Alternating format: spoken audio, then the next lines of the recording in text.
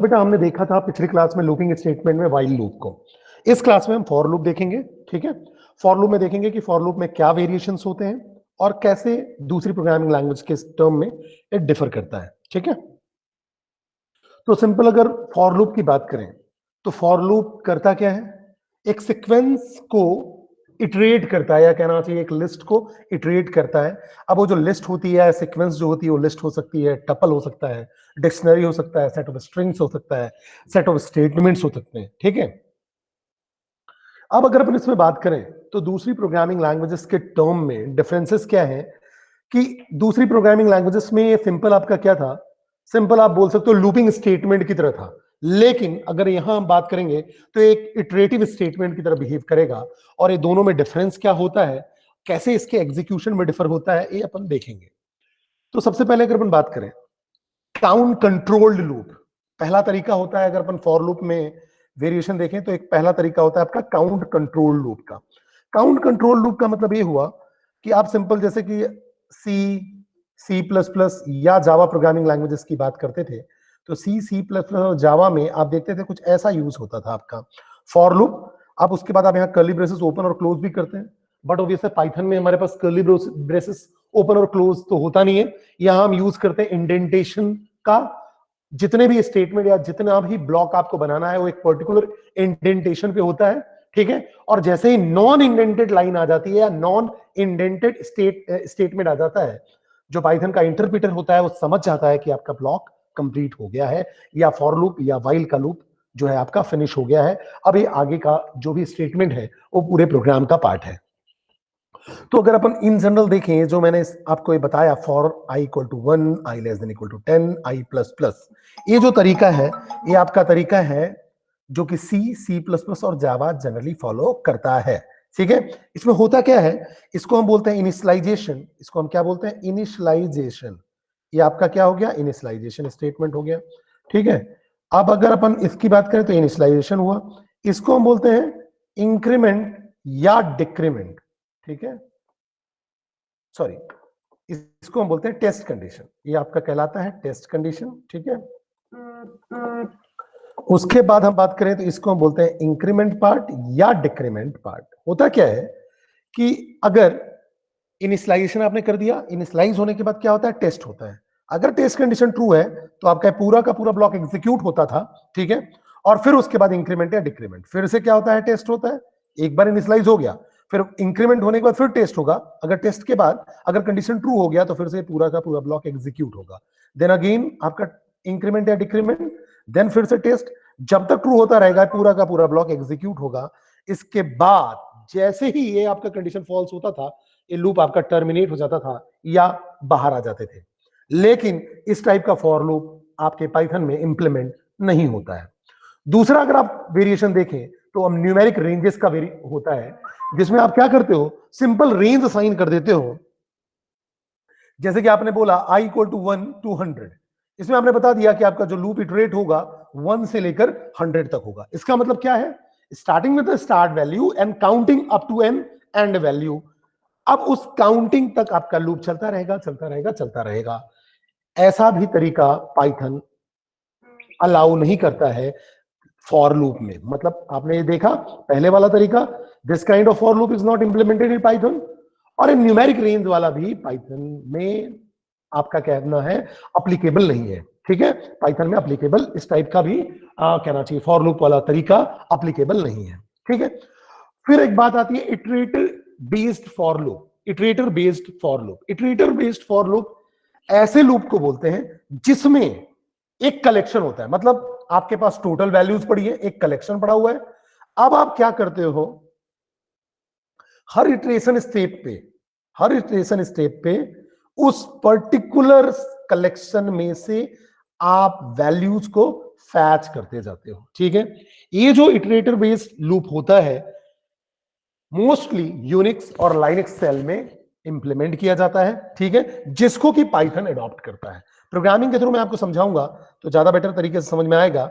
ठीक है, जैसे कि मान लो अगर आपके पास एक लिस्ट पड़ी हुई है, ठीक है, ये आपके पास एक लिस्ट पड़ी हुई है। ठीक है, सपोज दैट मान लो 2, 4 और 6। ठीक है, ये जो भी लिस्ट है उस लिस्ट में क्या करेंगे अपन? सिंपल एक वेरिएबल लगा देंगे, उस वेरिएबल के थ्रू हम इसको इटरेट करेंगे, और ये वेरिएबल कब तक इटरेट होता रहेगा उस पर्टिकुलर लिस्ट के अकॉर्डिंग, जब तक कि पूरी वैल्यूज फिनिश ना हो जाए। ठीक है, तो loop continues until we reach the last item in the sequence. ठीक है, the body of the for loop is separated from the rest of the code using indentation, जैसा कि हम अभी तक देखते हुए आए हैं इफ एल्स और व्हाइल लूप, मतलब डिसीजन कंट्रोल स्टेटमेंट में और लूपिंग में इंडेंटेशन तो करना ही पड़ेगा।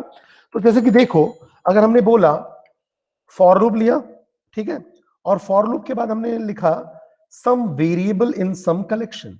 ठीक है, अब मैंने कलेक्शन का यहां नाम देना है, सम कलेक्शन मतलब कलेक्शन का नाम, और यहां वेरिएबल का नाम देना है। ठीक है, अगर वेरिएबल जब इस कलेक्शन में इटरेट होगा और वैल्यूज होंगी, तो ये पूरा का पूरा जो आपका स्टेटमेंट होगा इंडेंटेड वाला, वो आपका एग्जीक्यूट होगा।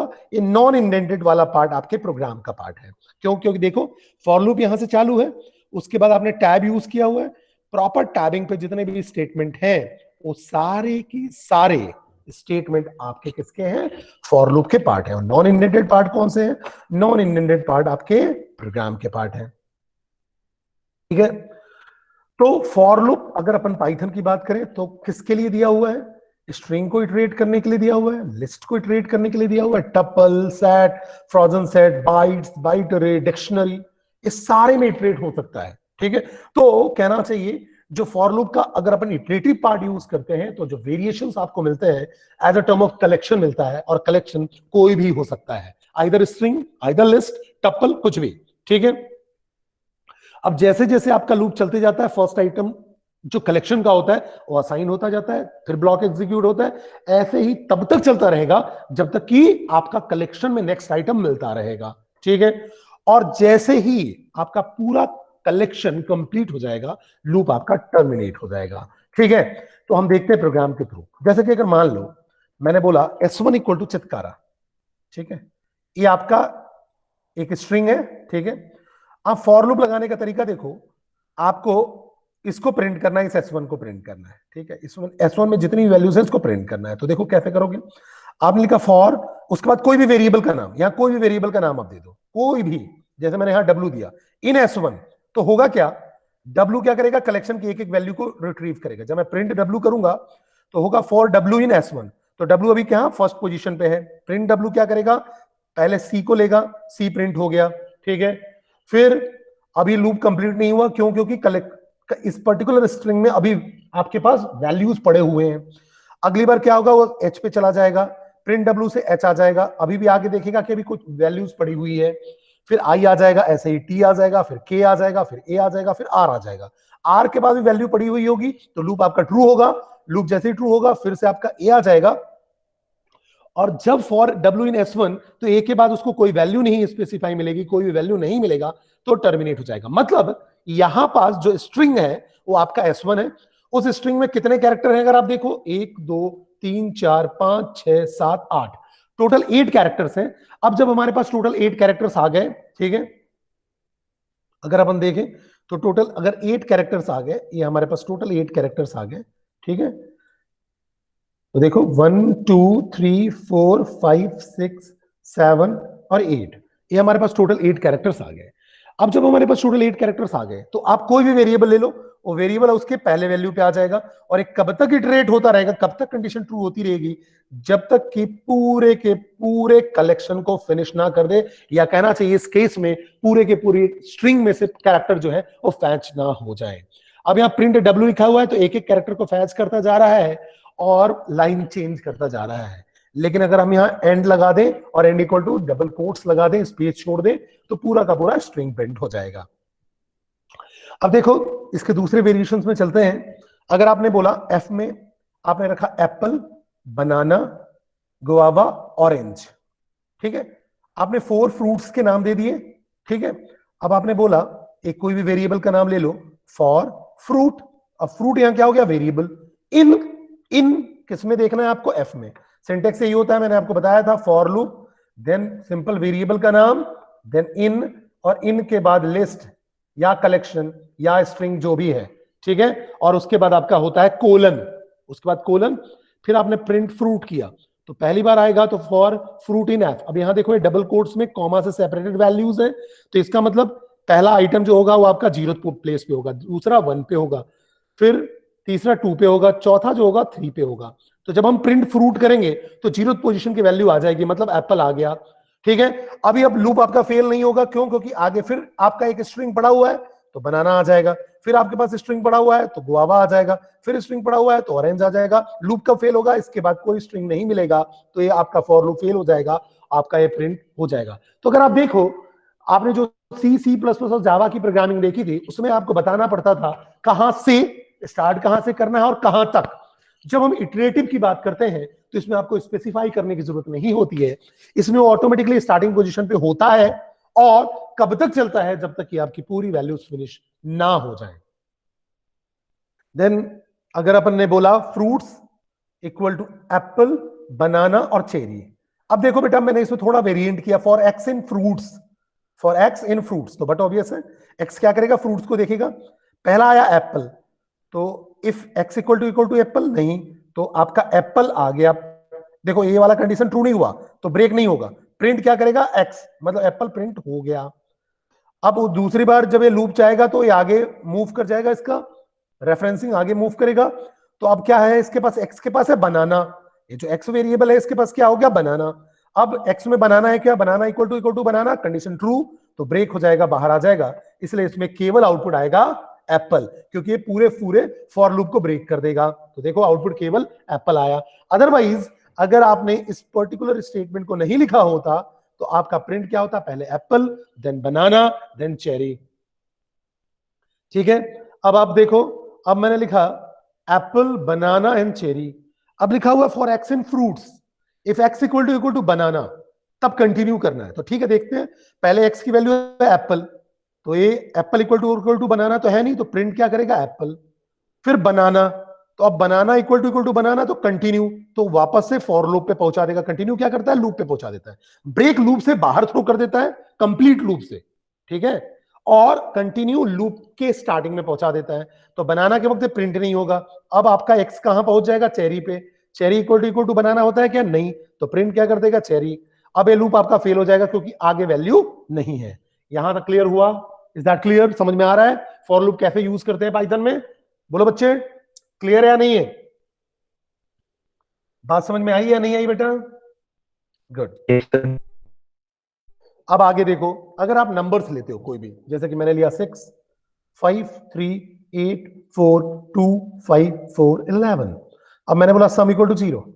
ठीक है, अब मैंने बोला फॉर वैल, एक वेरिएबल ले लिया इन नंबर्स, तो अब क्या करेगा? पहले 6 को ले लेगा, फिर 5 को, 3 को, 8 को, और मैंने क्या कर दिया? Sum equal to sum plus val.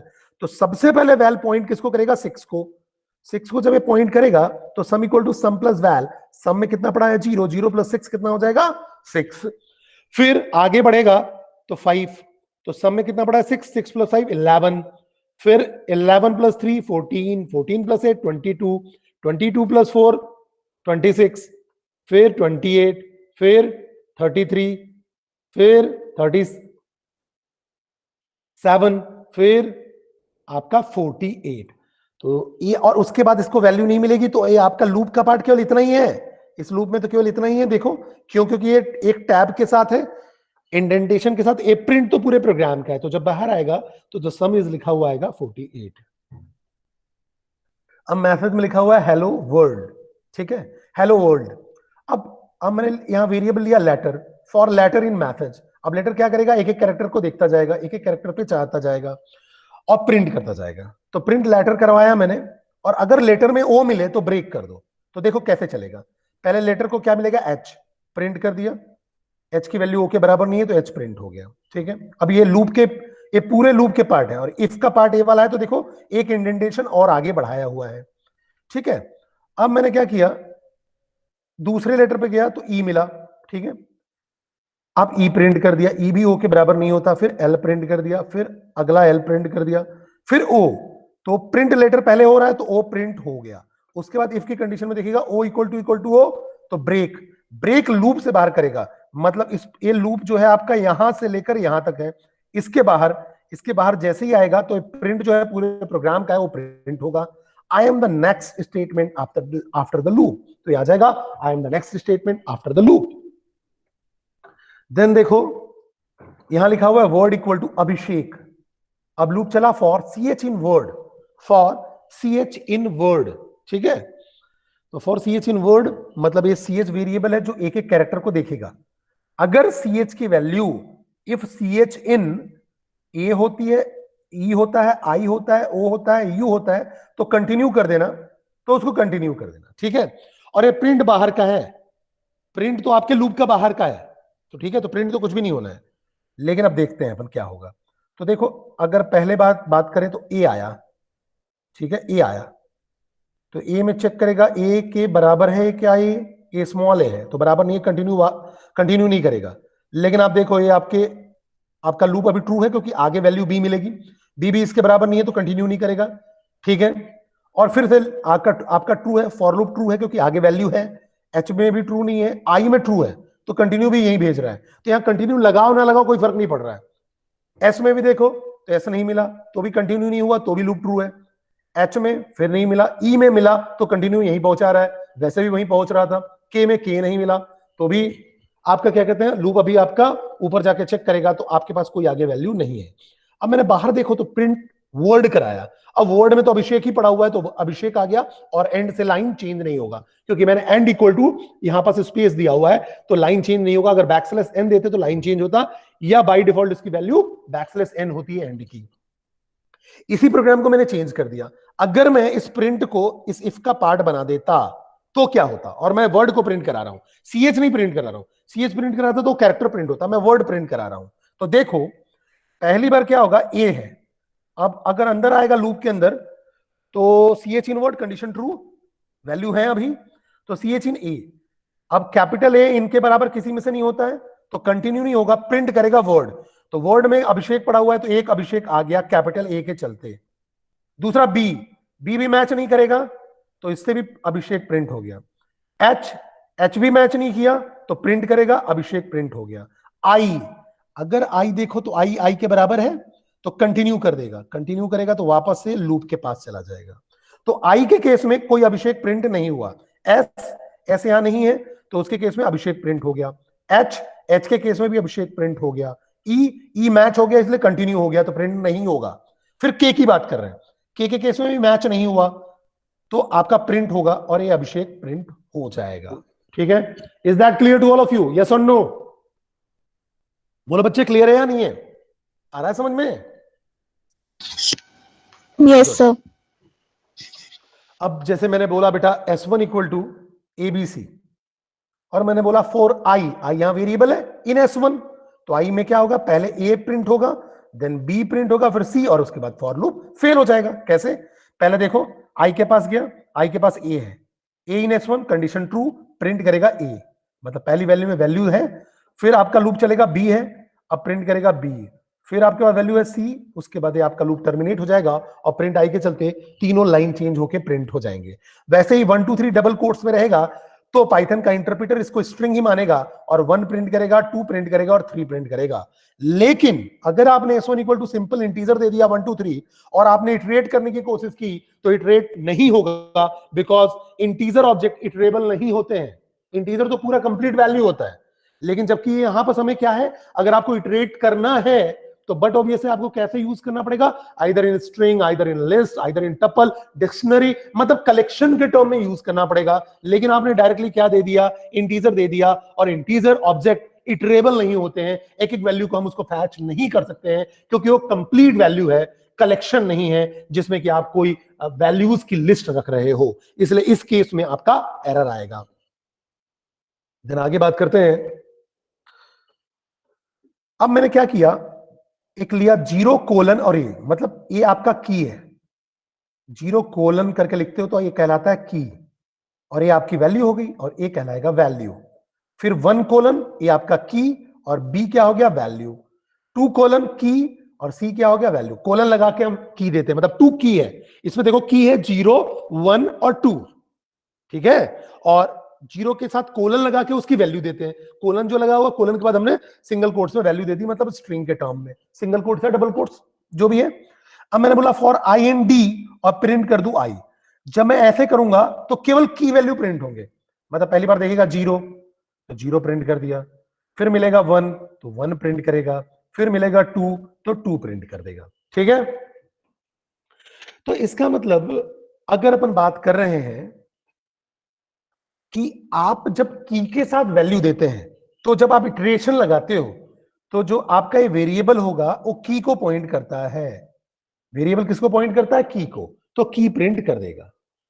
तो मैंने सोचा एक काम करते हैं, मैं यहां दो वेरिएबल लिख देता हूं, एक्स कॉमा वाई, इन डी एक्स की के लिए कर देता हूं और वाई वैल्यू के लिए, तो इसमें आपका एरर आएगा। आप ऐसे अनपैक नहीं कर सकते हो, ऐसे अनपैकिंग नॉन इंटीजर टाइप में नहीं हो सकती है। तो बेटा अगर आप चाहते हो कि मेरे पास की का भी आउटपुट आए और की वैल्यू भी आए, आप क्या चाहते हो कि आपका की भी आए और की वैल्यू भी आए, दोनों ही चीजें हैं, की भी आना चाहिए और की वैल्यू भी आनी चाहिए। तो आपके पास एक मेथड होता है जिसको हम बोलते हैं आइटम्स मेथड। ठीक है, एक मेथड होता है आइटम्स, बिल्ट इन मेथड है आइटम्स। ठीक है, करता क्या है, अब आप अगर लिखोगे ना फॉर एक्स कॉमा वाई, अब आपने लिखा एक्स कॉमा वाई, अब आप इटरेबल कर रहे हो, लेकिन कहां? इन और किसमें? D dot items. तो डी डॉट आइटम्स करोगे तो आइटम्स जो मेथड होगा या आइटम्स जो फंक्शन होगा वो की और वैल्यू को सेपरेट कर देगा। पहला वाला वेरिएबल में की चला जाएगा और दूसरे वाले वेरिएबल में उसकी वैल्यू। तो जब आप प्रिंट एक्स कॉमा वाई करोगे तो एक्स से आएगा 0 और ए से आएगा ए। ठीक है, फिर अगला 1 और बी, फिर अगला 2 और सी, और नेक्स्ट पे आपकी कोई वैल्यू नहीं होगी, इसलिए फॉर लूप फेल हो जाएगा और टर्मिनेट हो जाएगा। देन बात करें अगर हम x equal to A B C D लिखा हुआ है और मैंने बोला फॉर i इन x, मैंने बोला प्रिंट i, तो प्रिंट i से क्या होगा? a, और x को अपर में कर दिया, लेकिन मैंने इसको प्रिंट नहीं कराया। तो x में अपर करने से फंक्शन केवल उस पर्टिकुलर इंस्टेंस में चेंज करता है, मेमोरी में चेंज नहीं करता है। मतलब मेमोरी में तो एबीसीडी ही पड़ा हुआ है, तो यहां मैंने चेंज तो किया ए को कैपिटल ए में, लेकिन उसको प्रिंट नहीं कराया। कोई बात नहीं, लूप तो अभी आपका ट्रू है क्योंकि आगे वैल्यू पड़ी हुई है, तो बी मिला उसको, प्रिंट क्या करेगा? बी को, फिर बी को अपर में कर दिया, लेकिन मेमोरी में चेंज नहीं हो रहा है, केवल वो अपर में कर रहा है। मतलब मैं अगर प्रिंट लगा देता तो अपर में चेंज होकर दिखता। फिर मैंने क्या मिला उसको? सी, प्रिंट कर देगा सी को, और एक्स डॉट अपर से सी को कैपिटल में चेंज कर देगा, लेकिन उससे कोई फर्क मेमोरी में नहीं पड़ेगा। फिर डी मिला, डी को प्रिंट किया और डी को कैपिटल में चेंज कर देगा, लेकिन मेमोरी में कोई चेंज नहीं हुआ, आगे कोई वैल्यू नहीं होगी, इसलिए लूप आपका टर्मिनेट हो गया। अब इसी को मैंने कर दिया प्रिंट एक्स डॉट अपर। अब मैंने यहां देखो प्रिंट एक्स डॉट अपर, अपर को मतलब प्रिंट करा लिया मैंने। ठीक है, अब जब मैंने इसको प्रिंट कराया तो देखो क्या है, ए, पहले ए प्रिंट हुआ, अब एक्स डॉट अपर होकर प्रिंट हुआ, एबीसीडी हो गया। ठीक है, अब मैंने यहां भी देखो वही हो रहा था, यहां मैंने आपको बताया कि एक्स डॉट अपर में वो कैरेक्टर अपर हो रहा है, लेकिन वो गलत बताया मैंने आपको। क्यों? क्योंकि एक्स जो है, अगर आप देखो तो एक्स तो इसका सेगमेंट है ना, हम आई डॉट अपर नहीं कर रहे हैं ना, एक्स तो ये पूरा पूरा स्ट्रिंग है, तो यहाँ कैपिटल एबीसीडी हो रहा था, हर इटरेशन में कैपिटल एबीसीडी हो रहा था। ठीक है, तो मैंने आपको गलती से बताया कि ए कैपिटल हो रहा है, ये हर इटरेशन में कैपिटल एबीसीडी हो रहा है। जैसे अब यहां देखो प्रिंट आई, अब दूसरी बार बी आएगा और प्रिंट एक्स डॉट अपर आपने किया तो कंप्लीट एबीसीडी प्रिंट हो गया, लेकिन हाँ मेमोरी में आपका स्मॉल एबीसीडी ही है। ठीक है, उसके बाद फिर से अगर हम बात करें तो सी आया और फिर एक्स डॉट अपर से कैपिटल एबीसीडी हो गया, फिर डी आया और एक्स डॉट अपर से कैपिटल एबीसीडी हो गया, क्योंकि आप एक्स डॉट अपर मतलब एक्स पूरे के पूरे स्ट्रिंग को अपर कर रहे हो, लेकिन उससे मेमोरी में कोई चेंज नहीं हो रहा। मेमोरी में तो आपके पास एबीसीडी स्मॉल में ही है। Is that clear to all of you? Yes or no? Clear है बेटा? गुड।